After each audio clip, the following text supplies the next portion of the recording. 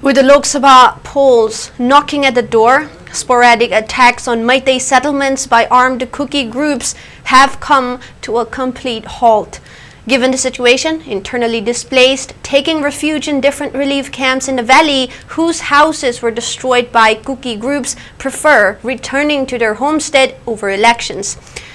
All they have been longing for since they abandoned their homes is a solution to ongoing crisis and get back to their old lives. Let us take a look at a report on the matter by SKTV reporter Bital Yambim and Johnson Nongtombom.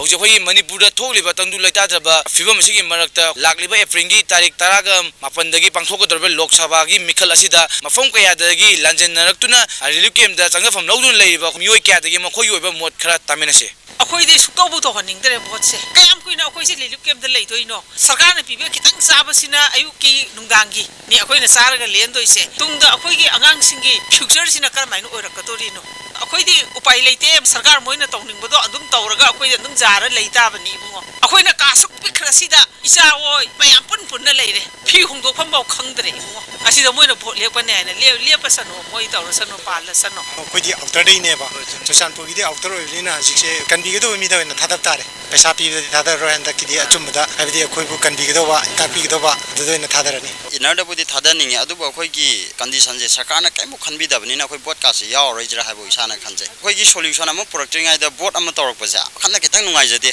आइदि ngasi फावबदा अखोइनि सिदा लैरिसे सरकारदगी अखोइ लुपा 5,000 सुना फंगद्रे अखोइ हजिक याम वाना हिंगे अखोइना सुरगदि इचाजिंग जाचापो चाबा fungi अखोइना सुद्रगदि इचाजिंग जाचापो चाबा फंगदे फिबमदा लैयेबो अखोइ हजिक अदुना सिगी सुम खनजलुरगदि अखोइ boat कासे अमते यौनिंगदे हाइतारे मयामगी अवानासिदि येंहनिगे फजना कइनो हरगा लांजेलकपजे खोइजे कइम यावरक्त्रबनि कइम लैजदबनि सेंग हारगदि याम तोलबनि खोइजे सरकार साथे याम येंहनिगे अना एकतदि कोइ Lebon चबुं खंगदले ngajam mon vote kirang tawlera koi kara thawai nuai dun praja gi seba dum thawai yagodaba koi gi konagi phirep jengota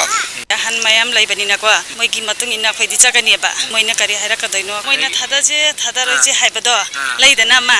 han mayam laibani na mayam je lai mana da ba yaro ba mi amana thada ba lai thanani balai adu mayam je mana da ba yaro ba sidadi Hoji yang sina maram moiraga relief camp da tumba saba khangna leiba mioi kyasibu mokhogi aseng mayumda halamigi wakhandi khandadana Lok Sabha election si pangthoktabadi yade haina tawrakliba si laibak thibani amaromda Lok Sabha election si pangthoktabai yade haibadi tholaliba khogi mirep sing adu khogi praja mayamgi kholauk tabigadaba amadi praja mayambu nungsibiba huji tholiba irang sibu lotion biba ngamgadaba mirep adu bu khanba matam oire haiba makhoi oiba pawdom kaya ma thambiragli yamsi matangda pawdom jaribe Bital Yamemga loina video journalist Johnson Nongtombom SKTV Lamui Khonglangkhong